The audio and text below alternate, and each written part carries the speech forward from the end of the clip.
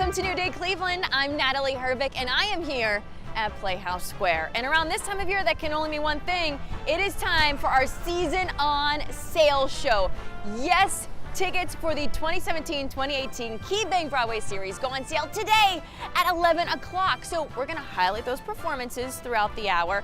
We're gonna talk to Art Falco, get a little update from him on what's happening in the neighborhood, check out some new restaurants, and give you some insider tips too. And we are going to start with a show that has pretty incredible music. It's Waitress. The day starts like the rest we've seen in a car. Well, there's so much excitement about Waitress, the musical, when it comes to Playhouse Square. For starters, the national tour is launching here from the Connor Palace Theater. So what that means is that all the creators, all the producers, the entire company is going to be here creating that show, putting it together, and from Cleveland it rolls out to the nation. So we're really delighted and honored to be launching this delicious show, because it is a nice slice of showbiz, as you might say. It's the story of Jenna Hunterson. She is a waitress, she's an expert pie baker, and she is involved in this loveless marriage to this crusty guy named Earl. And he's every bit of an Earl that you might think. And so she is really thinking about how she might get out of this situation. And so she is saving money, actually, in the hopes of two things. She wants to someday open her own pie shop, and then she also learns about a pie baking contest in a nearby town. And so she hopes to win that contest, that it will set her free. What happens is that she has an unexpected pregnancy. And out of that pregnancy, then she begins to worry about all of her dreams fading away. She is absolutely trapped, working at Joe's Diner and Pie Shop, which has, you see the menagerie of people that come into the shop, a lovely older man, a kind of quirky younger guy, the kind of crazy cook, her friends, Becky and Dawn, they're all there working together in this pie shop. And so it is their town, it's their life, it's their nucleus. But what she discovers is that the child changes her life and gives her a direction and sets her free, ultimately. So it's a very empowering story about holding on to your dreams, allowing life to bring you new dreams and new opportunities. It is also a very true story about how we live our lives. Our lives aren't a fairy tale. They're messy. And I think baking pies is the perfect metaphor for that. I am a pie baker. I love making pies, but I will tell you, it's messy business. I always have flour all over. There's a cleanup that's always necessary. And that, I think, is, again, the perfect setup for how our lives actually work out. She ends up actually having an affair with her doctor. And again, messy. He's married, and she needs to, and so is she. And so she needs to figure out how to extract herself from that and actually get her on a path.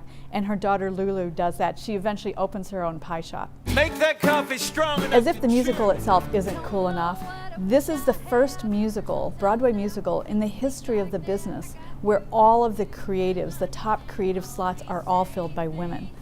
That's never happened before. Directed by Diane Paulus, who brought us Pippin. The book is written by Jesse Nelson. The choreographer is Lauren Lataro. And of course, the composer is the wonderful Sarah Bareilles. And they've just announced that she's going into the Broadway show beginning March 31st. Sarah Bareilles, to me, accomplishes something that few pop composers do, that she really understands when she's composing how to crawl inside of a character and write for that character, both male and female. I have an idea. We just saw a show with delicious food. Why not check out one of the newest restaurants here in Playhouse Square?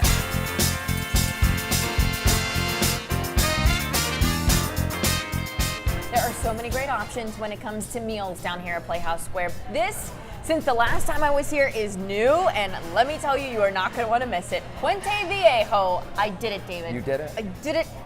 Fabulous Mexican food restaurant here. I mean, you have outdone yourself. Of course, we come during your crazy lunch hour, and it's just nuts, but I'm glad we got to get you down in a seat and talk to you about your delicious and huge portions of food. Thanks for coming. We appreciate it. Awesome. We appreciate it. Can we get into the meals right away? And Absolutely. they're still steaming. Absolutely. Where you want to start? Please tell me these are at least dinner portions you've brought out. These are absolutely dinner portions. I mean, Yes. now I understand why people have been saying that you definitely need a to-go box half the time. Yeah, you're going to need a big bag to get this home. Let's start with this one. All right, that's the quesadilla chipotle, and it's a crowd favorite. Probably one of our most popular dinner items. Grilled chicken, jalapeno, nice chipotle sauce, Do you have topped with cheese. cheese? Now this is regular cheese, or is it the sauce The that same, I also same had to queso try? that you had. I Yes. tried some of their queso sauce. Mind blowing. Okay, so Thank that's you. what it's topped with. Yes. And you get a nice little Nice side salad. Yes. It's not a little one either. Okay, up front is it fajitas, or is it Yep. a take on fajitas? That we That's your have. fajitas. That's the combo fajita. That's the steak, chicken, and shrimp.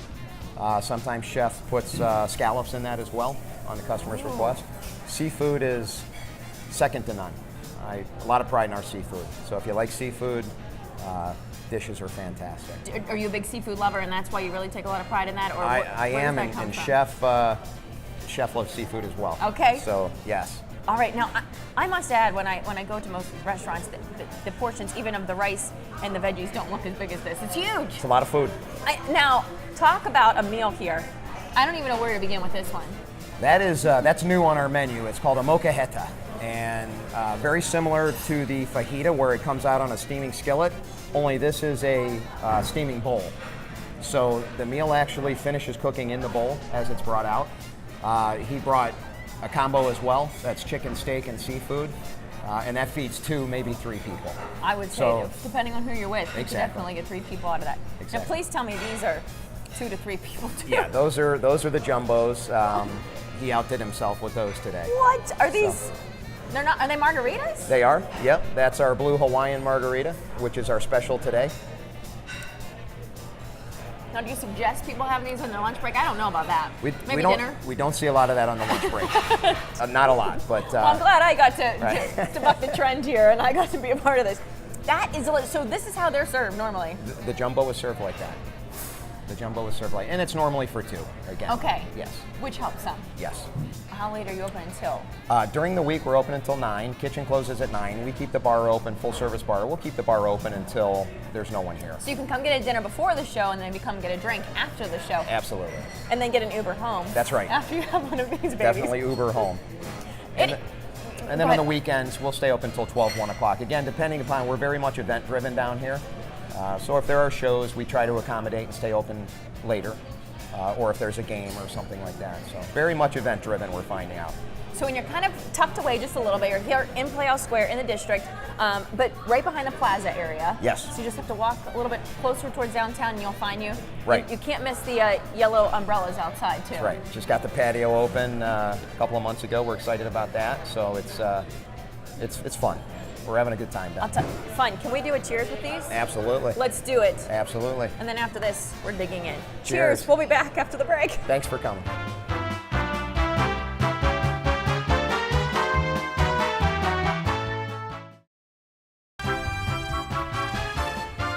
Welcome back to our show. It's time to get off your couch and get on your feet.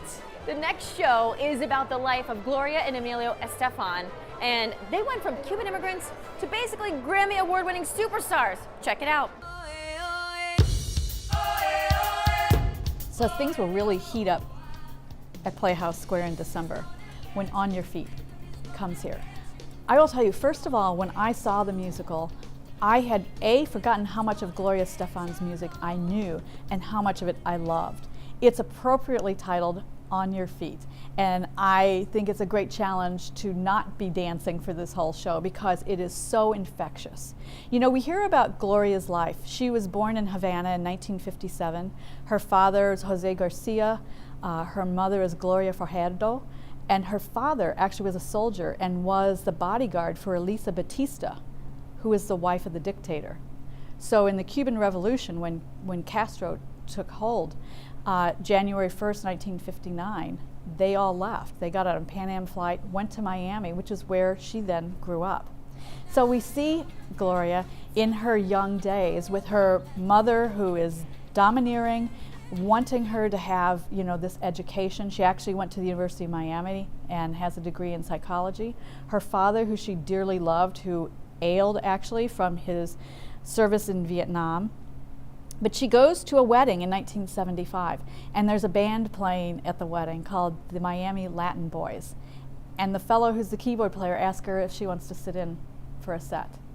She does, and 2 years later she joins that band. They change their name to the Miami Sound Machine, and the keyboard player is Emilia Stefan, who becomes her one and only love in life. So this is a great love story for the two of them, but you see it from the very beginning, from the very first spark to their explosion in the recording, in the pop industry. You see how they have experienced racism, how so many radio stations didn't want to give them a chance, didn't think their music would cross over, and in fact, between the two of them, they have 26 Grammys. It is a night that is fun, it sings, it tells you the story about her great life.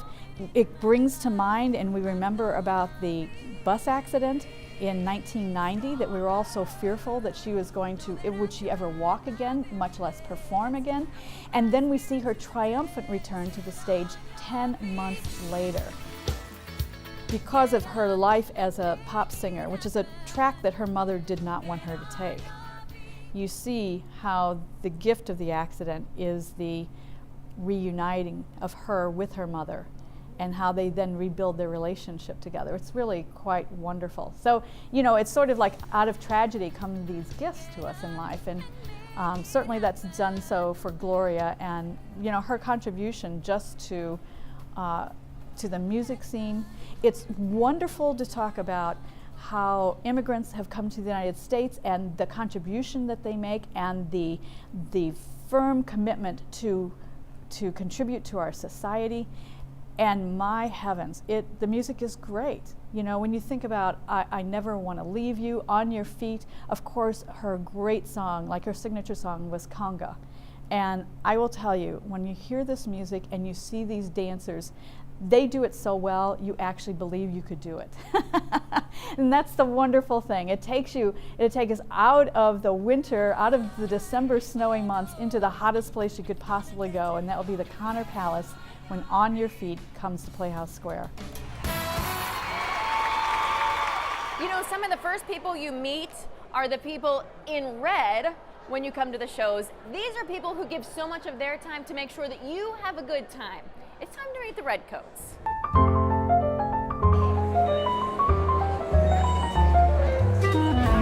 You know, if you come to see one of these incredible shows, you'll always be greeted with smiling faces and people dressed in red.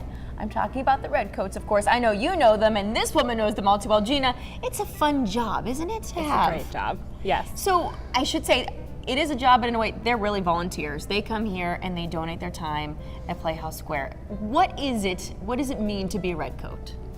I think it means giving back to your community and joining the Playhouse Square family. And I think that everybody really enjoys their time here and enjoys supporting the arts and the Cleveland community as a whole. So what do they technically do? The Redcoats do a variety of tasks. They scan tickets and direct people in lobbies. They seat our guests when they're coming into shows. They work in the house manager's office. So they do all of the things that are needed to direct people into the performance.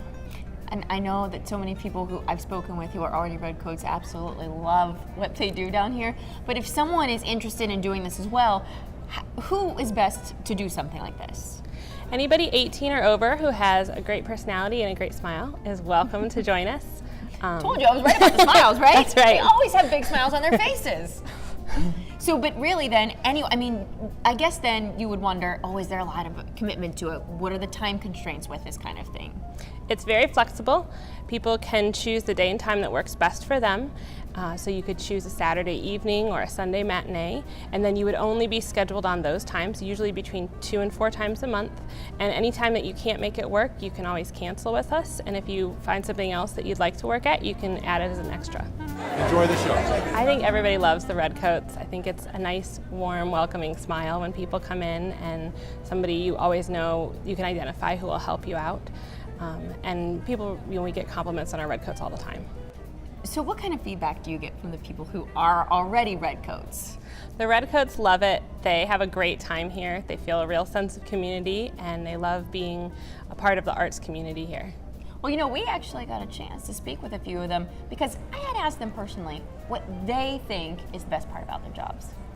We decided to be volunteers because we both retired and found that we had extra time and wanted to do something. From the minute I get up to put this coat on, to come down, it's a feel of need that I want to help somebody. Okay, being a redcoat is just that fills that need. Okay, it fills a void in a way from retirement of every day sitting at home. So I work a full-time job. When I get to come down to the theater, I get to interact with the general public in a really positive and happy way. Everybody's coming here for a really happy experience. I get to help participate in their experience, and in doing that, you really do get back what you give out. And I get to have a fun time, see great performances, see great concerts or comedy or whatever's going on that night, and I go home feeling really happy and calm and just ready to relax. We definitely need more, especially with our expanding season this year. We're looking for more and more redcoats. So how can they get involved? Anytime you want to get involved, you can go to our website. Under the Giving and Support tab, there's a tab for volunteering and fill out a form there. Who knows? We might see you as one of the redcoats with the big smiles always on right. their faces. We'll have more from Playhouse Square after this short break. We'll see you then.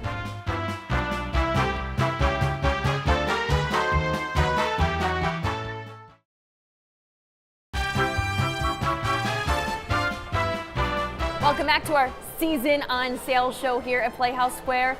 The next show happens to be the sequel to Phantom of the Opera. So if you're wondering what happened to Christine, Raoul, or the Phantom, you'll find out in Love Never Dies. Love Never Dies. It's going to be here in January.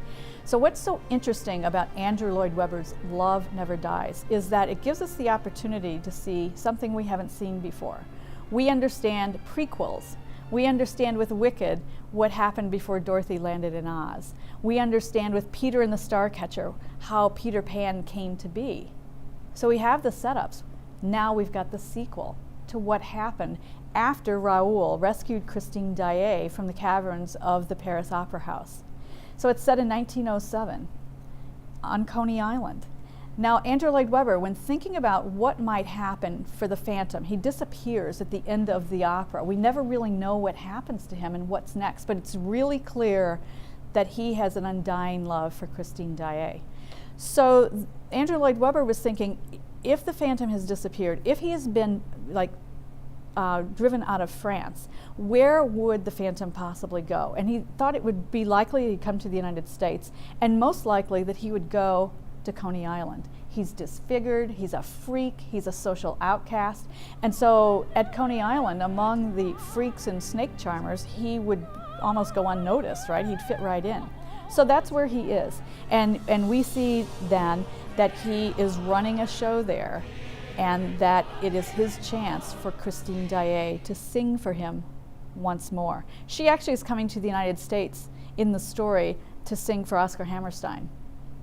And in fact, it turns out that the mysterious man she's singing for is the Phantom.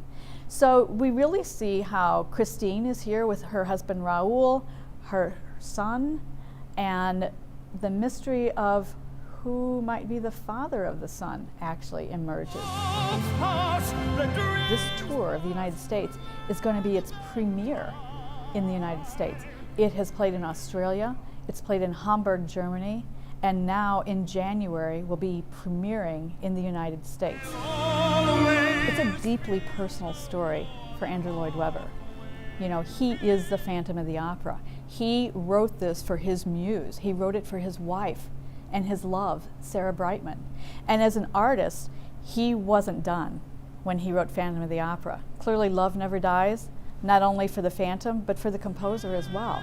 It's a way to relive one of the greatest stories that have ever been told, and to do all that right here at the Connor Palace in January. Love Never Dies. You'll never forget it. We're going to take a break from the shows just for a second and speak with the president and CEO of Playhouse Square, Art Falco, to see what's new in the neighborhood.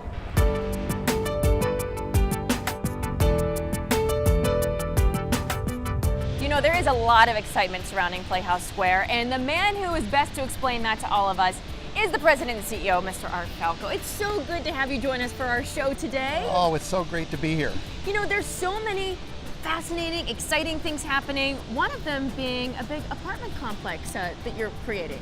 Yes, in fact, right behind us is a parking lot, and we're in the final design phases of a 34-story, 319-unit apartment complex with 550-car parking garage. Now, on top of that, the hotel is changing. You know, the Wyndham is changing names. Yes, it is changing. We've had a management contract with Wyndham for over 20 years, and they're a fine company. We've decided that it made sense to have a brand change. We needed to upgrade the hotel. It needed refreshing, so all of the hotel rooms, the public spaces, the restaurant, the pool will have a new hotel, and it will be part of the IHG, the Intercontinental Hotel Group, and it will become a Crown Plaza. So we're very, very excited about that. That is phenomenal news. And then I think that the one thing that a lot of people, especially because of the names we're seeing coming this season, are so excited that you have the expanded weeks for people to come and watch the shows. Well, you're right. We have an unbelievable season. And certainly the top show is Hamilton, that everyone will want to see. But we also have a subscription base that is now approaching 44,000 people, which is the largest subscription base in the country, larger than Los Angeles, Philadelphia, Washington, Dallas. It really is remarkable for a city our size. When you think about that statement alone, the magnitude of that, we're beating cities all over the country. It just shows the need, I think, for this theater district because people absolutely enjoy it. Absolutely, and people are coming from all over, not just Northeast Ohio, but from around the country, because we're able to entice producers to bring their shows to Cleveland early. So you're seeing all of the best performers on the stage. Now, I know that there is a wonderful campaign that you have as well going on, and there's some big news when it comes to that as well. Well, you're right. We have a campaign, a small $100 million campaign called Advancing the Legacy. Just a small. That's right. And we are now at $90 million attainment. Hope to complete it within the next 9 months. And it's all about Playhouse Square and its future. It's all about retrofitting and upgrading some of the theaters that were renovated 25 and 30 years ago. It's about providing transportation funds for schools and children because schools are more challenged. It's about enticing producers to bring some of their Broadway shows pre-Broadway to work on their product here in Playhouse Square. And it's about what we call a theater preservation fund, which is a fund then that will spin off the $2 to $3 million each year necessary to maintain these beautiful theaters. So it's really looking at Playhouse Square, not just today, but 30 and 50 years from today. And we want to keep this #1 status that we have in the country, you know, and it takes money to do so. And if people love what they see and are doing now here at Playhouse Square, you want to keep the legacy living on. Yes, and we could still use a few more donations. Now, how can people do that? They can contact us. They can contact me directly, and I will put them in touch with our development department, and we can talk about wonderful opportunities. There's so many opportunities right now, and there's so many more to come in the future, and that is why I love this district down here. Art, thank you so much. You're welcome. And guess what? Our show is continuing on. We'll have much more from Playhouse Square after this short break.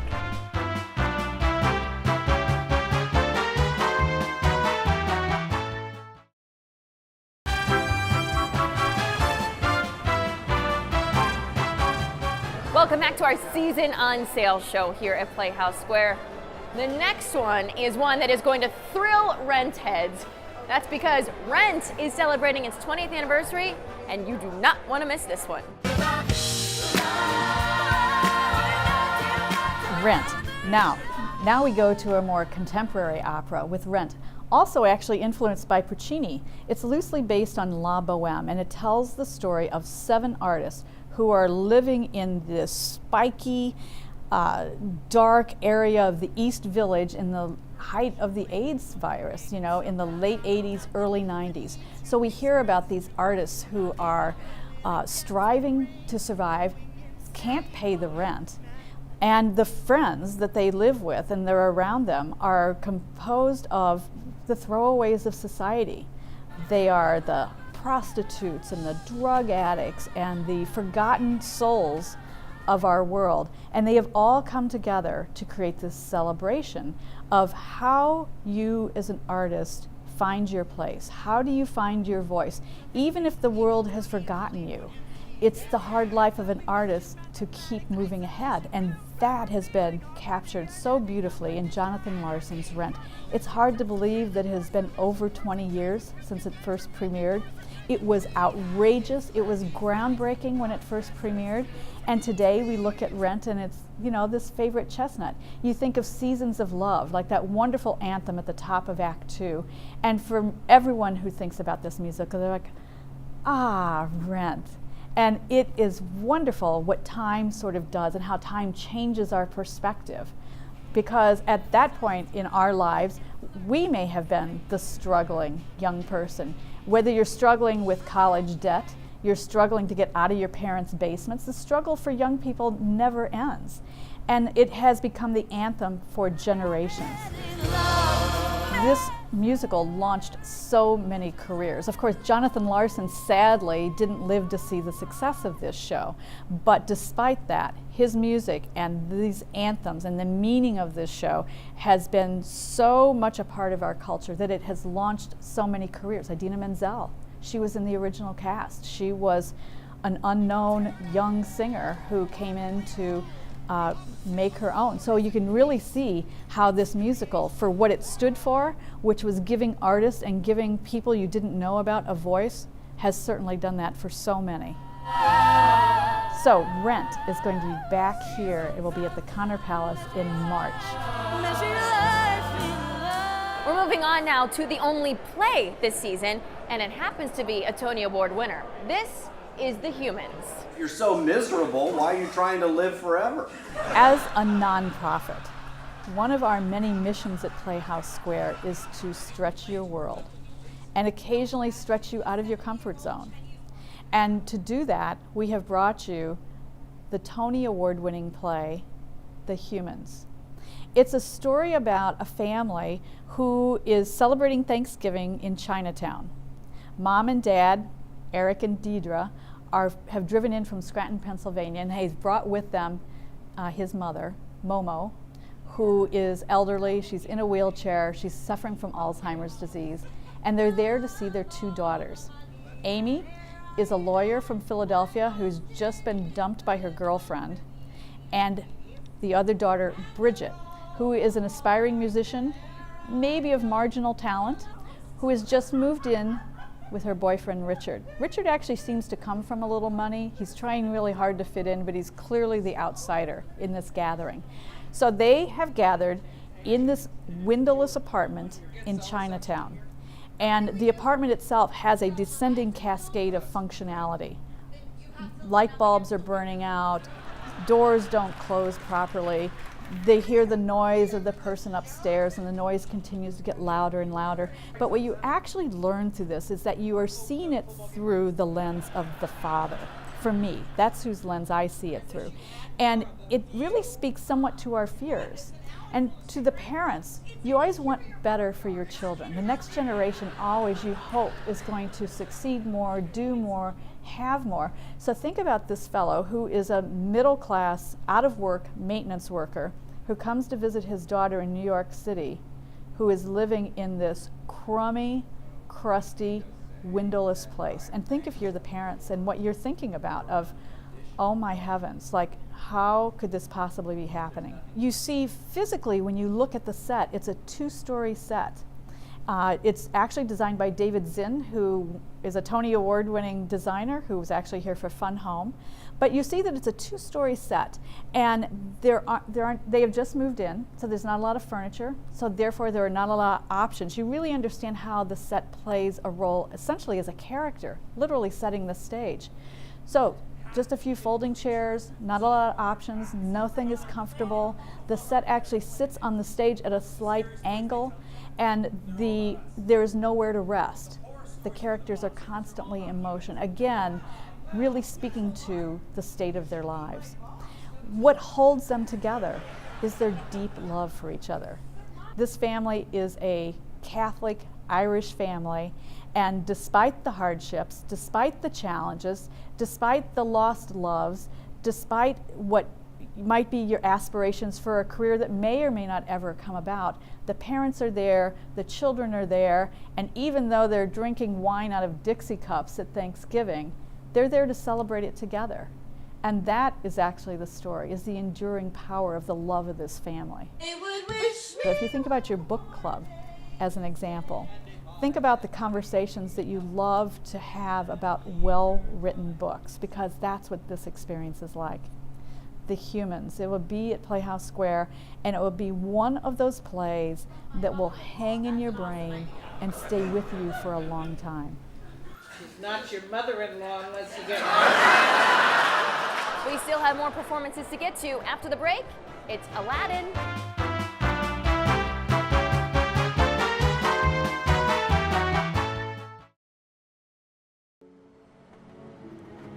You've been with me all my life. I know this now. I've grown up under your roof, burrowed deep in your seats, lost in the lights. I've seen a lot here, the sadness and the exultation, memories not left behind, but still alive in my beating heart. Pictures in my mind, beautiful snapshots, a collection of all the things that made me who I would become. I've grown up, and you have too. Through trouble and good times, we've built a place here, together. And it's here, between these walls, under your shelter, inspiration takes flight, magic is conjured, and dreams become real. You are essential and timeless, and we are here together. You've been with me all my life, and I'm finally beginning to see you for what you truly are.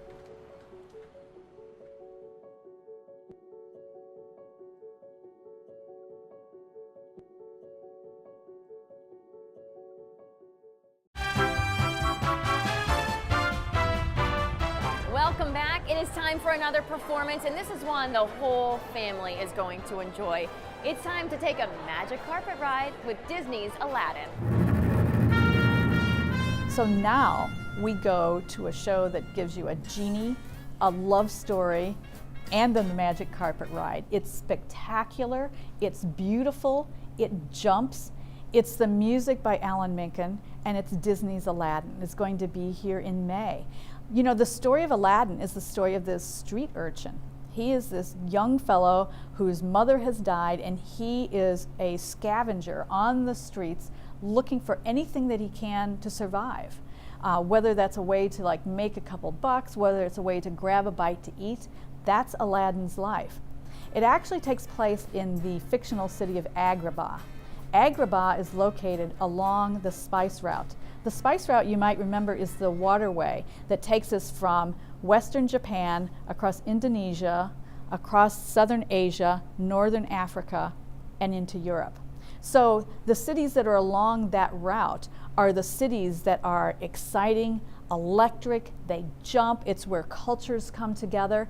And when you see the setting of the spice market, it is these bold, vibrant colors that are just so luscious that you just, it speaks to the spice market, right? All the things you think about spices, the electrifying sensations that we have in our brains and our bodies when we think of spicy food, you see it actually visually, both in the set and the costumes for the show. What's so wonderful about this kind of a production is that the costume designer, Greg Barnes, designs this with such detail that all of the beading, there's a lot of beading in the show, it's all hand done.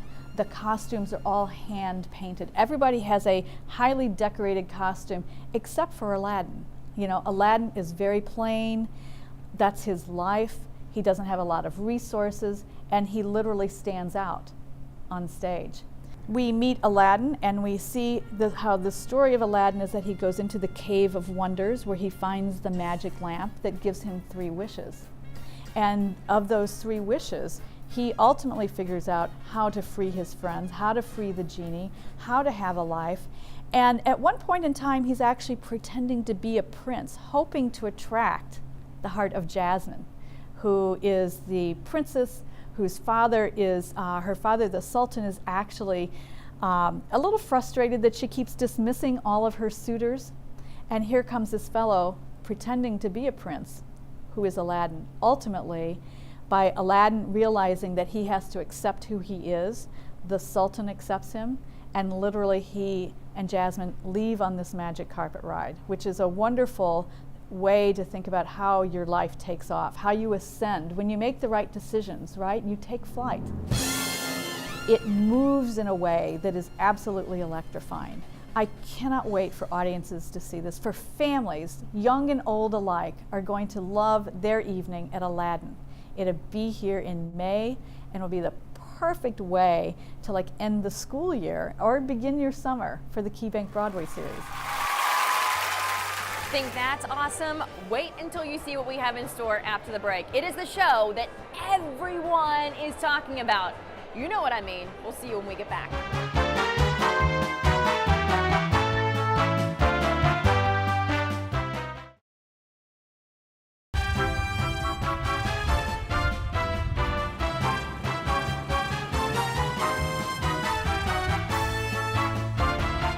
Welcome back to our season on sale show. We have saved the best for last. I have one line for you. What's his name, man? Alexander Hamilton.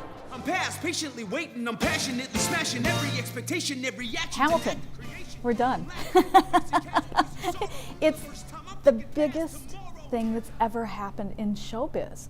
It's unbelievable how a hip-hop musical, a hip-hop opera, basically, has made history so cool again. This is Lin-Manuel Miranda's masterpiece, and the man's so young, there's so much more to come out of him, but he has written this musical that's based on the founding father on the $10 bill, who I think most of us would have been a little strapped to figure out what he'd done in his life. So what you learn is about Alexander Hamilton's extraordinary contributions to our world. You know, he was born penniless in the Caribbean. He came to the United States and became George Washington's chief of staff. He was brash, he was bold, and smart as you can imagine. He created the U.S. Mint, he created the Coast Guard, he created the New York Post. It's unbelievable what this man actually did. And how did we not know this? But thanks to this musical, it's now the coolest bit of information to know. Now here's the thing that everybody needs to know. Before you see Hamilton, you have two homework assignments. One is you have to download that cast recording. You have to listen to it because it is so rich, it's so full of information that if your ear isn't tuned to that hip-hop sound at the very beginning, it's gonna take off and leave you. So make sure that you've listened to that because it's beautiful and you'll be so happy to understand those lyrics and then see them performed on stage.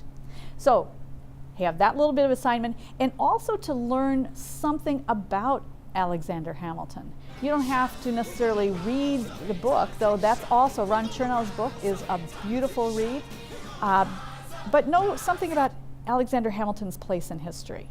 Know when he lived, know about his marriage to Elizabeth, know about his disagreements with Burr, who ultimately shot him in a duel. Just like I said, has the sense of his work as a soldier, his work as a very loyal American, and his commitment as an immigrant to the United States to make an impact and make this country something better than it had ever been. So here's the big question everybody wants to know is, how do you get tickets to Hamilton? At this point in time, the best advice I have for you is to be a season ticket holder or to be a donor, because tickets are going to be in such high demand that if you want to make sure you can secure your seats, those are the two ways we recommend. We know that single tickets are going to go on sale in the spring of 2018, but if you want to make sure that you're in the room where and when it happens, I suggest that you be a season ticket holder and a donor to the KeyBank Broadway series. Reactions and active creation. It's the most in-demand ticket in New York City. It's the ticket you can't get. And now it's going to be here in Cleveland, Ohio. It will be with us for 6 weeks in July and August. So we are so lucky to snag all of this time for Hamilton to be with us. It's just going to be one of those nights that's going to be a spectacular event, the event of the summer. It will be here in 2018. Hamilton, the KeyBank Broadway series. It just doesn't get any better than this. Well, you've seen the shows, but now, buyer beware. Here are a few things you need to know before buying your tickets. There are so many incredible shows making their way here to Playhouse Square this upcoming season. But before you buy your tickets, Cindy here is going to help us out because there are a lot of things that consumers should think about when purchasing. So the most important thing is when you're purchasing tickets online, make sure you're purchasing at playhousesquare.org. That way you know you are purchasing tickets that are not higher than face value in price.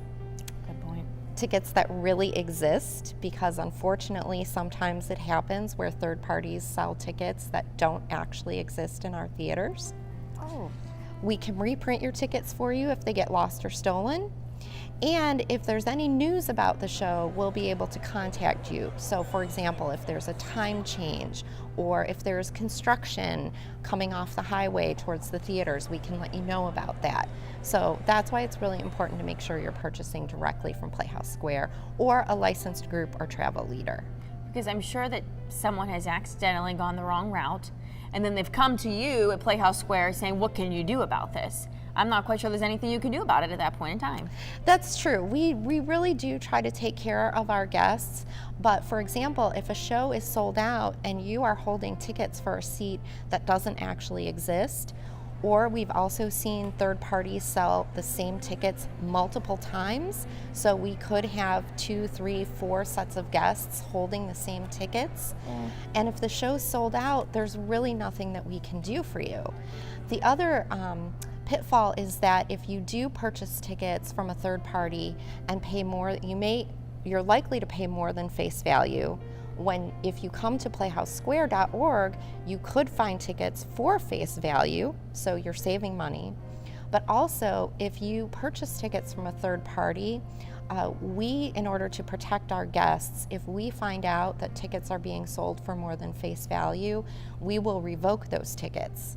And if you end up with tickets that have been revoked, you'll come to the show and you won't have tickets for the show and we won't be able to admit you. And we really don't want that to happen. No, because when you think about all the great shows coming this season, there are some you just don't want to miss. That's right. So that's why we really want to make sure that people are purchasing from Playhouse Square, either at playhousesquare.org or by calling 216-241-6000, or from a licensed group or travel leader, so that they definitely have the tickets for the show that they want to see. They're going to have a guaranteed seat, they won't be overpaying, and they're going to come and have a great time. Do it the right way. You do not want to miss out. That is the worst case scenario there. That's all right. Thank you, Cindy. You're welcome. What an incredible lineup of shows. Now, if you want to buy tickets to all of them, like I would love to, you can do that. If you'd like to buy tickets individually for your favorite ones, you can do that too. As a reminder though, the 2 shows that do not go on sale today at 11 o'clock right now are Hamilton and Aladdin, but you can always stay updated with playhousesquare.org. We'll give you the most up-to-date information on when they will also go on sale. I'm Natalie Hervick, and I'll see you on the next New Day Cleveland. Have fun at the theater.